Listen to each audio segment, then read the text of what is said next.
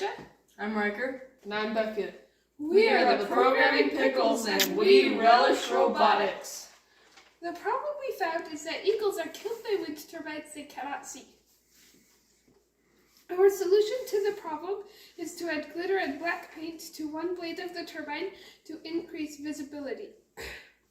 We began our innovation project by doing literature research about energy. We studied videos, books, science articles, and websites, and recorded our findings in a shared Google document. We liked the topics of oil flaring, hydroelectric power, and wind power, so we interviewed professionals in those areas. We interviewed an oil rig worker in North Dakota, an employee at the Quail Creek Reservoir Hydroelectric Plant, and the lead technician at Milford Wind Farm. As we talked to them, we learned about the problems they have. Oil flaring wastes energy. The Quail Creek water turbine wheel can spin so fast it tears out of its metal case and bounces around the concrete building. And wind turbines kill eagles who can't see the spinning blades. Although we had ideas to solve each of these problems, we chose the problem of wind turbines killing eagles because we want to focus on renewable energy. The hydroelectric turbine wheel was unique and not a widespread problem, and we care about eagles. Our solution to the problem of eagles getting killed by wind turbines they cannot see is adding glitter and black paint to one blade to increase visibility. We started this journey when we discovered a research paper that had the idea of the black blade, but they hadn't tested it. So we decided to see if anybody else had tested this idea, and found another research paper that showed what they got from testing the black blade. It had worked really well, but some of the disadvantages were the cost was really high to paint it, and the black paint is made of carbon, and carbon attracts lightning. So it made the wind turbine, which was already really tall and prone to lightning strikes, even more likely to be hit. We looked back to some of our earlier research and found that birds are easily scared by light. So we thought, what if we put glitter on a wind turbine blade? We did some research and found just the right type of glitter that would work really well if we were to put it on a wind turbine blade, because it's designed to go on cars and boats. And boats are made of fiberglass, just like a wind turbine blade. We also found that the same glitter is really good for being outside, and it's also solvent resistant. Eric Barnett from Wilson Electronics said that making a glitter blade would add close to no cost.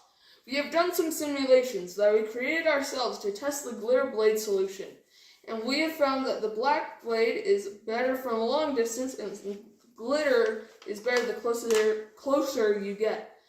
If we get these two solutions working together, we think we will have a dynamic duo on our hands. With our innovation project solution, we tried to talk to William Hoyos, who invented the black blade solution, but he is currently in hospice. His daughter said he was happy to hear his research was being used.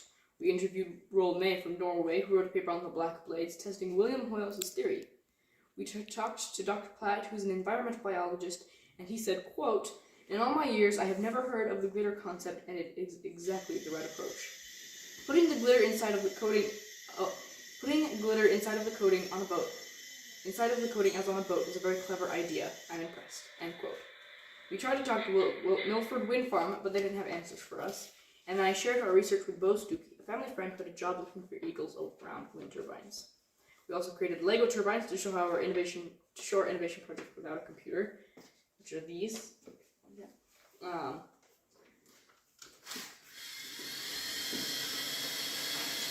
can see how on the models called black blade and a glitter blade make the turbines more visible as they spin.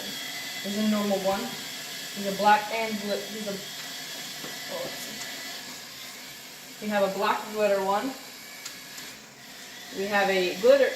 This is the all white, black and glitter, and black. And the glitter is a little hard to see because it's pretty low light. There's not very much light. So we're expecting the sun would be so bright that you could see it better. Yes.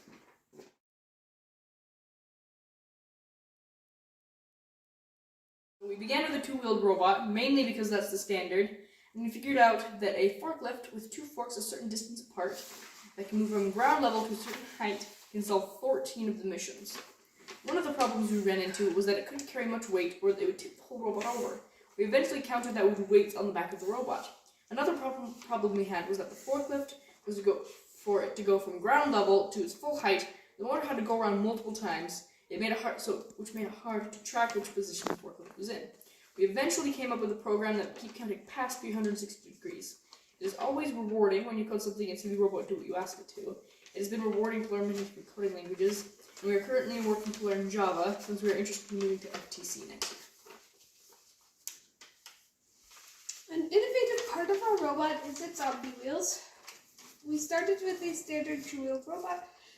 Then we discovered we could solve all the missions with just our forklift and attachments. Riker had the idea of this left 3 motors to use elsewhere. Riker had the idea of using the motors to make omnidirectional wheels. We found a design for omni wheels allow the robot to move in any direction without turning. We found a design for Lego omni wheels in a YouTube video by Dimitri Decivere, but his design was not precise enough to solve missions. We added gears to the omni wheels to slow them down and increase their accuracy. The gears stepped down the motor speed by a 1:3 ratio. The result is an amazingly accurate robot that is astonishingly agile. Our programming is very complex because we have to work with omni wheels. This makes it so that even very simple missions can become very complex. We use MyBlocks, which help us not to do some calculating, but we still had to figure out how we were supposed to program our robot. We were lucky that Dimitri Decivere made a piece of code that calculates the motor speeds for us. All we have to do is put in the direction and speed. The one thing that didn't work for us is that the robot wouldn't drive in a straight line. We wanted gyro-based driving. When we got it working after some trial and error, we decided we wanted to have more precise turns. We started working on gyro turning, but soon found that our turning wasn't precise enough. So we geared down the motors. We also around that time started working on a program that allows us to move our forklift on a robot to a specific stud count. Then Spike Prime released Spike 3, but we couldn't transfer our code. We had to look at it on one computer and type it out on a different computer. But it turned out for the good. We were able to catch the bugs in our code and fix them. We soon had almost everything working, but we wanted to get the forklift working. We spent some time on that before it worked. We also made a line following code and a line scoring code because our robot has color sensors, but we chose not to use them because using the gyro worked well. We've improved our points by changing a max of 180 to a max of 330. All of this allows us to program our robot to move along the board easily and accurately.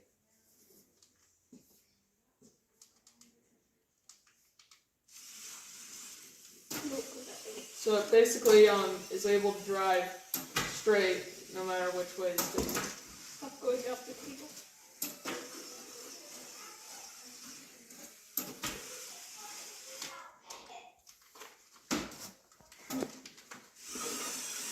And then it can also drive. Stop going off the table.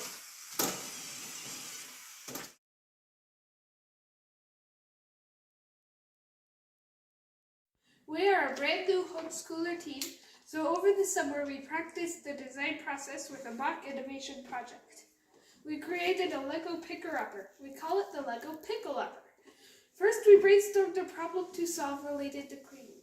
We unanimously chose to solve the problem of cleaning up Legos, because we all have that problem. Next, we brainstormed lots of solutions. We tested each idea to see which one worked best. A brush to sweep Legos into a bin worked best. We built 2 prototypes of it. First a Lego model, and then a full-size model. One of the problems that we solved in our design was that the brushes threw the Legos up into the air. We solved that problem by installing a shield over the brushes. It currently does not work. This year we have included each other in these ways. We try to make sure that we are able to freely express our feelings about the topic and what we want to do. This helped us decide that we should have unanimous consent. When it's necessary, we use compromises to make sure everybody's satisfied. When we were trying to come up with our robot name, we each made several names and then we put them together and we voted on which ones we liked. And then, when we had reached the point where we only had 2 names left, we compromised by combining the 2 names together to make the robot name. We also made sure we had our names on each of the on-my wheels. We show teamwork in ways like this. We make attachments together to make sure everybody understands the attachment. This also means we each have a little part of each attachment we designed. We also work on our code together to make sure we each understand our code. And then, again, we have at least a little bit of the code that we made.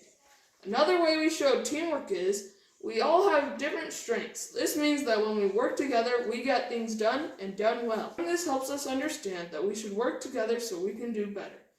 To come up with a team name, we each went home and brainstormed a bunch of options, and then came together and estimated least favorites, until we ended up with programming Pickles. We liked it because it was silly, and we came up with lots of jokes and puns that went along with it. After we decided our team name, we wanted to have green shirts and green hats to represent Pickles. We had a 4th member of our team who worked on the t-shirt design, and we were able to get them screen printed.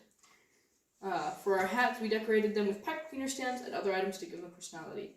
For our pins, we each brainstormed a few designs at home, and then we chose one through the same process of elimination. I designed the cartoon that we eventually chose, and my sister, who was a digital artist, finalized it for our pins.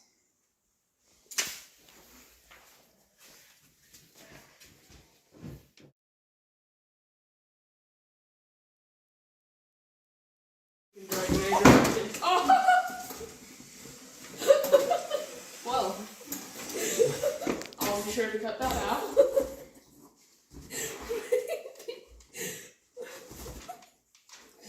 still going?